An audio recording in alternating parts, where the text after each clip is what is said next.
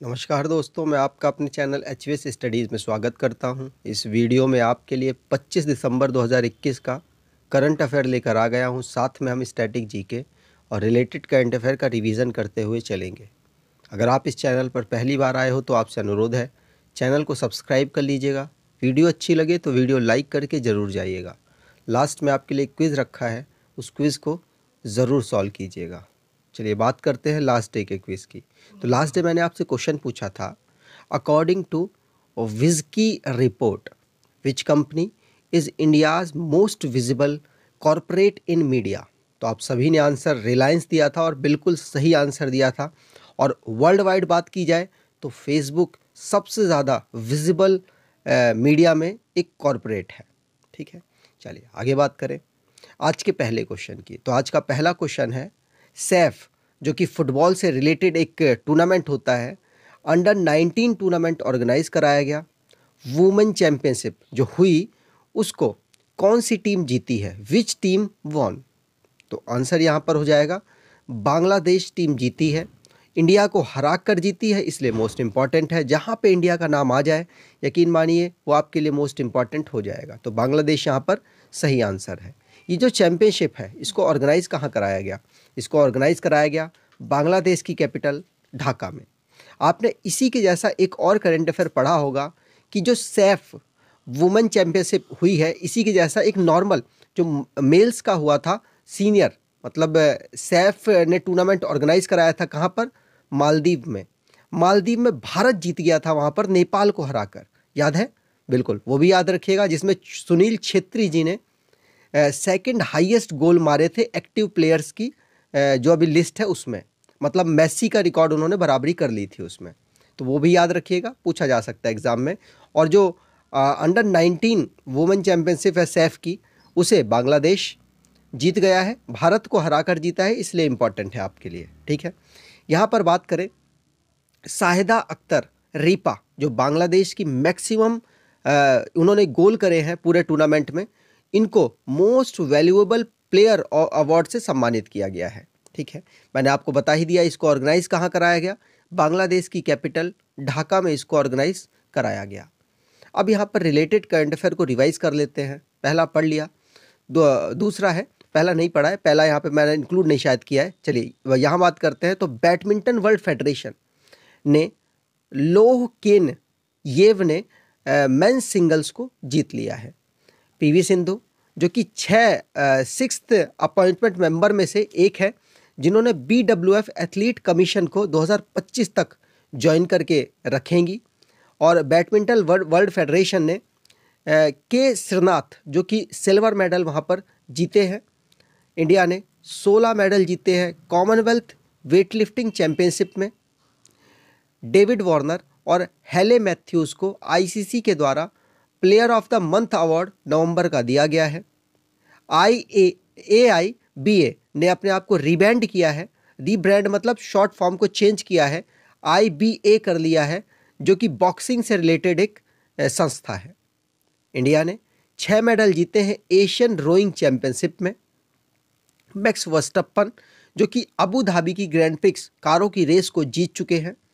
Magnus Carlsen जो कि Norway से बिलोंग करते हैं, जिन्होंने वर्ल्ड चेस चैंपियनशिप को जीता है। इंडिया ने 41 मेडल जीते हैं एशियन यूथ पैरा गेम्स में, जो कि बहरेन में ऑर्गेनाइज कराया गया था। आगे बात करें, अगला क्वेश्चन है, which global university won digital innovation of the year award. तो आंसर यहां पर हो जाएगा ओपी जिंदल ग्लोबल यूनिवर्सिटी ने digital innovation of the year Times के द्वारा एक रिपोर्ट जारी की गई, उसमें इनको यह अवार्ड मिला है। ठीक है, ओपी जिंदल जो कि ग्लोबल यूनिवर्सिटी भारत से बिलोंग करती है, तो इसलिए अपने लिए इम्पॉर्टेंट है। Times higher education Asia award 2021 में इनको digital innovation of the year award से सम्मानित किया गया है। मैं आपको बता दूं, एक और यूनिवर्सिटी है जो भारत से बिलोंग करती है जिसको अवार्ड मिला है, इसी में किसी एक अगली कैटेगरी में, leadership and management team of the year, Kalinga institute of industrial technology को अवार्ड दिया गया है टाइम्स के द्वारा। और भी बहुत सारे अवार्ड्स डिस्ट्रीब्यूट किए गए, लेकिन वो हमारे भारत से बिलोंग नहीं करते, तो शायद इतना करंट अफेयर में आपसे पूछे नहीं जाएंगे। आगे बात करें तो अब रिवाइज कर लेते हैं। पहला पढ़ लिया। दूसरा, दिव्या हेगड़े, जिनको United nation women award for leadership commitment 2021 से सम्मानित किया गया है। दिव्या हेगड़े कर्नाटक में कार्यरत है, कर्नाटक में काम करते हैं, कर्नाटक में ही रहती है। आईआईटी रुड़की को मोस्ट इनोवेटिंग इंस्टीट्यूट घोषित किया है CII ने। एमा रेडुकानु को BBC के द्वारा sports personality of the year 2021 से सम्मानित किया गया है। ये इंग्लैंड से बिलोंग करती हैं और टेनिस खेलती हैं। सेल को golden peacock environment management award 2021 से सम्मानित किया गया है। इनको लगातार तीसरी बार ये अवार्ड मिला है। अवनी लेखारा को best female debut 2021 Paralympic sports award मिला है।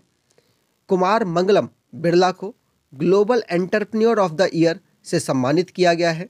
7 बार के चैंपियन लुइस हैमिल्टन, जो कि कारों की रेस करते हैं, इनको नाइटहुड एट विंडसोर कैस्टल से सम्मानित किया गया है।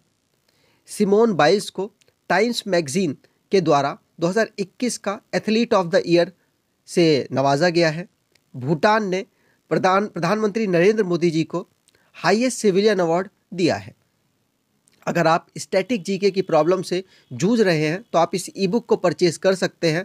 इसमें ये सारे टॉपिक्स कवर किए हुए हैं और आपको जितनी भी रेलवे ग्रुप डी या फिर NTPC के लिए आप स्टैटिक जीके की प्रॉब्लम पढ़कर इस वाली पूरी ई बुक को आप सॉल्व कर पाएंगे। और आपको यकीन मानिए इतने बेहतर तरीके से इसको क्लियर किया गया है कि जब हमने पढ़ा तो हमें भी लगा कि काफ़ी मेहनत की है हमारी पूरी टीम ने। अगर आप इसको परचेज करना चाहते हैं तो डिस्क्रिप्शन बॉक्स में लिंक दे रखा है, और कोई भी प्रॉब्लम हो तो ये रहा आपके पास मेल ID, आप इसमें मेल करके उस प्रॉब्लम को सॉर्ट आउट कर सकते हैं। आगे बात करें, अंदर कुछ इस तरीके से कंटेंट होगा। यहाँ पर बात करते हैं अगले क्वेश्चन की। National consumer right day is observe on, तो नेशनल कंज्यूमर राइट डे कब मनाया जाता है? तो आंसर यहाँ पर हो जाएगा 24 दिसंबर को। हर साल नेशनल कंज्यूमर राइट डे मनाया जाता है। इसको कब से मनाया जा रहा है इसके बारे में बताऊं तो 1986 से इसको हर साल मनाया जा रहा है। ठीक है, अब एक होता है वर्ल्ड कंज्यूमर राइट डे, वो मनाया जाता है 15 मार्च को। ये भी बात आपको ध्यान रखनी है। आगे बात करें, अब डेज को रिवाइज कर लेते हैं। पूरे मंथ के डेज मैंने यहाँ पर लिख रखे हैं, यहाँ से स्टार्ट करता हूँ।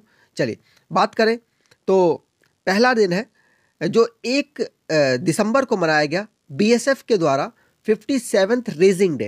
तो याद रखिएगा 1 दिसंबर को BSF ने 57th रेजिंग डे को सेलिब्रेट किया। वर्ल्ड एड्स डे भी 1 दिसंबर को मनाया गया। वर्ल्ड कंप्यूटर लिटरेसी डे 2 दिसंबर को मनाया गया। इंडियन नेवी डे 4 दिसंबर को मनाया गया। इंटरनेशनल सिविल एविएशन डे 7 दिसंबर को मनाया गया। नेशनल आर्म फोर्स और फ्लैग डे 7 दिसंबर को मनाया गया। ह्यूमन राइट डे 10 दिसंबर को। नेशनल, हमारे भारत देश ने 50वीं विजय दिवस को 16 दिसंबर को सेलिब्रेट किया। नेशनल माइनॉरिटीज़ राइट डे 18 दिसंबर को मनाया गया। इंटरनेशनल ह्यूमन सॉलिडेरिटी 20 दिसंबर को सेलिब्रेट किया गया।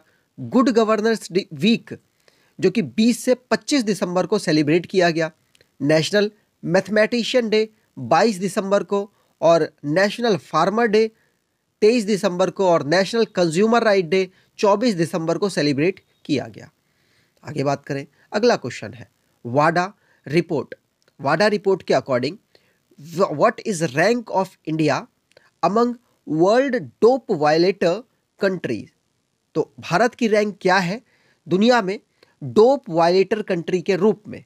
तो आंसर यहां पर हो जाएगा, इसमें भारत की रैंक है तीसरे रैंक पर भारत है, और पहले रैंक पर वही टीम है जो मोस्टली टूर्नामेंट्स में बैन कर दी जाती है, रशिया।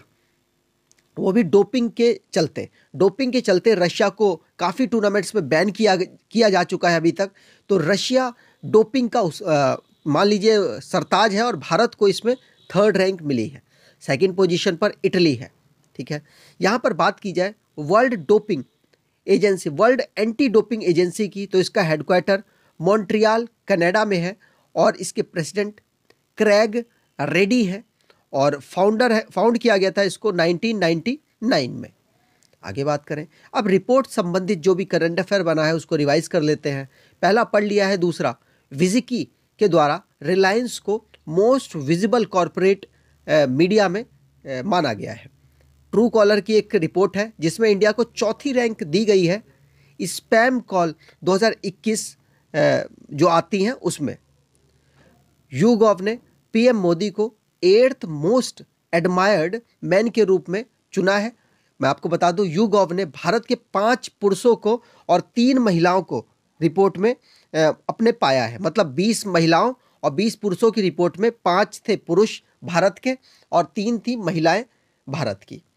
आत्मनिर्भर भारत रोजगार योजना में सबसे ज़्यादा फायदा अपने पब्लिक को महाराष्ट्र ने दिया है। ग्लोबल हेल्थ सिक्योरिटी इंडेक्स में भारत की रैंक 66 है। उत्तर प्रदेश ने सबसे ज़्यादा ईवी जो इलेक्ट्रिकल व्हीकल के रजिस्ट्रेशन है वो कराए हैं। वर्ल्ड टैलेंट रैंकिंग रिपोर्ट में भारत की रैंक 56 रही है। इंडिया स्किल रिपोर्ट में महाराष्ट्र की रैंक टॉप रही है। आगे बात करें, अगला क्वेश्चन है, which state assembly passes bill to prevent mob violence lynching? तो आंसर यहां पर हो जाएगा छत्तीसगढ़। छत्तीसगढ़ ने जो एक बिल पास किया है जो कि मोब वायलेंस लिंचिंग मतलब पब्लिक जो मार मार के किसी भी आदमी को शक के गिनाह पर मार देती है और उसके बाद कोई एक्शन नहीं होता, उसके खिलाफ झारखंड सरकार ने एक बिल अपने यहाँ पर प्रस्तुत किया है। यहाँ पर बता दूं, झारखंड की असेंबली में ऐसा किया गया है तो झारखंड चौथा राज्य बन चुका है जहाँ पर मॉब वायलेशन होता है उसके खिलाफ कोई बिल प्रस्तुत किया है और पास भी कर दिया गया। ठीक है, तो पहला था वेस्ट बंगाल, फिर राजस्थान, मणिपुर और अब है झारखंड। झारखंड के चीफ मिनिस्टर की बात की जाए तो हेमंत सोरेन है और गवर्नर रमेश बैस है और झारखंड की कैपिटल रांची है। तो स्टेट संबंधित करंट अफेयर को रिवाइज कर लेते हैं। उड़ीसा के चीफ मिनिस्टर ने टी सेतु जो एक लॉन्गेस्ट ब्रिज है उड़ीसा का उसको कटक में लॉन्च किया है, मतलब इनॉग्रेट किया है। यूपी गवर्नमेंट ने फ्री स्मार्टफोन योजना को 25 दिसंबर को लॉन्च करने की घोषणा कर दी है। चीफ मिनिस्टर पंजाब के जिन्होंने स्टेट फेस्टिवल घोषित किया है जगन्नाथ रथ यात्रा को। हरियाणा ने करनाल में नए इंटीग्रल कमांड और कंट्रोल सेंटर को लॉन्च कर दिया है। नागालैंड ने 3 डिस्ट्रिक्ट बनाए हैं नए, अब यहाँ पर 15 डिस्ट्रिक्ट हो चुके हैं और न्यूलैंड उसका नाम है, सेमिन्यू दूसरे का नाम है और चुमुंगकेदिमा तीसरे डिस्ट्रिक्ट का नाम है नागालैंड में। अगर बात करें ऋषभ पंत की तो उत्तराखंड ब्रांड एम्बेसडर ये बनाए गए हैं। तमिलनाडु ने तमिल थाई वजुत्थु को स्टेट सॉन्ग के रूप में घोषित कर दिया है। हरियाणा ने खेल नर्सरी स्कीम 2022-23 जो कि खेल को प्रमोट किया जाएगा उसके माध्यम से उसको लॉन्च किया है। झारखंड के चीफ मिनिस्टर ने सहाय स्कीम को मॉइस्ट हिट एरिया में लॉन्च किया है। आगे बात करें, अगला क्वेश्चन है, which actor released his debut book bachelor dad? तो बैचलर डैड किसकी डेब्यू बुक है? तो आप यहाँ देख सकते हैं तुषार कपूर, ये फेमस एक्टर है बॉलीवुड के, इन्होंने इस बुक को लिखा है। ए ऑप्शन यहाँ पर सही हो जाएगा। ये इकलौते नहीं, ये मतलब ऐसे पेरेंट हैं जो कि सिंगल पेरेंट है, मतलब ये सिंगल फादर है और इन्होंने सैरोगेसी के द्वारा अपने पुत्र को जन्म दिया था, मतलब इस दुनिया में लाए हैं। तो सिंगल फादर है ये और इनके पुत्र का नाम है लक्ष्य कपूर। ठीक है, सैरोगेसी के माध्यम से 2016 में इन्होंने इस पुत्र को रिप्रोड्यूस कराया था। यहाँ पर बुकों को रिवाइज कर लेते हैं। जैसे तुषार कपूर की एक बुक है वो हमने पढ़ ली। अगली है रेखा चौधरी की बुक, जिन्होंने बुक लिखी है India's ancient legacy of wellness. ठीक है, अगली बुक है योगी आदित्यनाथ के ऊपर एक बुक लिखी गई, the monk who transform Uttar Pradesh. Shantanu Gupta ने इस बुक को लिखा है। अगली है डॉक्टर यल्लंगदा लक्ष्मी प्रसाद, जिन्होंने गांधी टोपी गवर्नर की बुक लिखी है। SS ओबरॉय जिन्होंने rewinding the first 25 year of mighty को लिखा है। राहुल रायवाल ने राज कपूर जी के ऊपर एक बुक लिखी है। डॉक्टर शशि थरूर ने प्राइड, प्रिजुडिस और पुंडिट्री एक बुक लिखी है। मृदुला रमेश ने watershed, how we destroy India's water and how we can save it, इस बुक को लिखा है। बालाकृष्ण माथुर ने at home in the universe, इस बुक को लिखा है। आगे बात करें, अगला क्वेश्चन है, NITI Aayog tie up with which group of diversify food basket. तो आंसर यहां पर हो जाएगा, नीति आयोग ने WFP वर्ल्ड फूड प्रोग्राम के साथ टाई अप किया है, जिससे कि वो किसानों की जो पहुंच है वो वर्ल्ड मार्केट तक बना सके। यहाँ पर बात की जा रही है किसानों की जो सैलरी है वो भी बढ़ाने से, मतलब इनडायरेक्टली सैलरी भी बढ़ जाएगी और प्लस किसानों की जो पहुंच है वो वर्ल्ड मार्केट तक, इस जो पार्टनरशिप है इसका मेन एम रहेगा भारत के किसानों का, ठीक है। और 2023 तक भारत कोशिश कर रहा है कि ऐसा ये कर पाए, क्योंकि 2023 को ही इंटरनेशनल ईयर ऑफ मिलेट्स मनाया जाएगा और भारत में जो मिलेट्स का ईयर था वो 2018 में मनाया गया, ठीक है। तो united nation world food programme के साथ नीति आयोग ने टाई अप किया है किसानों के लिए। तो यहाँ पर बात की जाए नीति आयोग की, तो नीति आयोग को फॉर्म किया गया था 2015, 1 जनवरी 2015 को। नीति आयोग के हेडक्वार्टर नई दिल्ली है और चेयरमैन इसके नरेंद्र मोदी, जो कि प्रधानमंत्री हैं, वही होते हैं। नीति आयोग के वाइस चेयरमैन है राजीव कुमार और CEO है Amitabh Kant. United nation world food programme की बात की जाए तो इसको बनाया गया था 1961 में। इसका हेडक्वार्टर इटली रोम में है और इसके एग्जीक्यूटिव डायरेक्टर हैं डेविड बीसले। आगे बात करें, अगला क्वेश्चन है, Mastercard and which company tie up for tokenisation for card based payment. तो आप यहाँ देख सकते हैं गूगल का लोगो लगा हुआ है। तो मास्टर कार्ड और गूगल पे ने मिलकर अब टोकनाइजेशन कार्ड बेस्ड सिस्टम को, पेमेंट सिस्टम को लॉन्च करेगा, जिसमें कि मैं आपको बता दूं, वो जो एक टैप से आप पेमेंट करते हैं ना, वो वाले सिस्टम को यहाँ पर दोनों कंपनियां मिलकर बनाएंगी और अपनी अपनी सिक्योरिटी को मद्देनजर तक रखते हुए। मतलब पहली बार तो आपको कार्ड को जब यूज़ करेंगे तो आपको OTP आएगा, उसके बाद अगर आप इसको रजिस्टर्ड कर देते हैं अपने कार्ड को, तो आप टैप से, जैसे वीज़ा आपको प्रोवाइड कराता है उसी तरीके के सिस्टम मास्टर कार्ड भी प्रोवाइड कराएगा, प्लस गूगल की यहाँ पर सपोर्ट होगा, ठीक है। चलिए यहाँ पर बात करें मास्टर कार्ड की, तो मास्टर कार्ड और गूगल ने यहाँ पर टाई अप किया है। तो मास्टर कार्ड को फाउंड किया गया था 1966 में। हेडक्वार्टर इसका न्यूयॉर्क यूनाइटेड स्टेट में है और CEO इसके माइकल मियाबाच हैं और एग्जीक्यूटिव चेयरमैन अजय बंगा है। आगे बात करें, अगला क्वेश्चन है, recently which country successfully test Pralay missile. तो प्रलय मिसाइल को किस कंट्री ने लॉन्च किया है। तो आंसर यहाँ पर हो जाएगा, भारत की DRDO ने इसको उड़ीसा के कोस्ट में लॉन्च किया है। उड़ीसा के कहाँ पर, तो मैं आपको बता दूं APJ अब्दुल कलाम आइलैंड में इसको लॉन्च किया गया है DRDO के द्वारा। आपको मालूम होगा DRDO को फाउंड किया गया था 1958 में और इनके जो रेड्डी साहब इस समय पर इनके हेड हैं, ठीक है। प्रलय एक मिसाइल है जिसकी रेंज है 150 किलोमीटर से 500 किलोमीटर तक। भारत ने इसको सक्सेसफुली टेस्ट फायर किया है। मैं आपको बता दूं मिसाइल ये एक सरफेस टू सरफेस वाली मिसाइल है, ये बात भी आपको ध्यान रखनी है, ठीक है। चलिए आगे बात करें तो आज के क्विज की बात कर लेते हैं। तो Orissa CM inaugurates Odisha's longest bridge T Setu in which city. तो आपको आंसर देना है डिटेल में कमेंट बॉक्स में। अगर आपको ये वीडियो अच्छी लगी है तो आपसे अनुरोध है वीडियो को लाइक कर दीजिएगा और अपने कुछ दोस्तों तक वीडियो को ज़रूर शेयर कीजिएगा। चैनल पर पहली बार आए हैं तो चैनल को सब्सक्राइब ज़रूर कर लीजिएगा। धन्यवाद।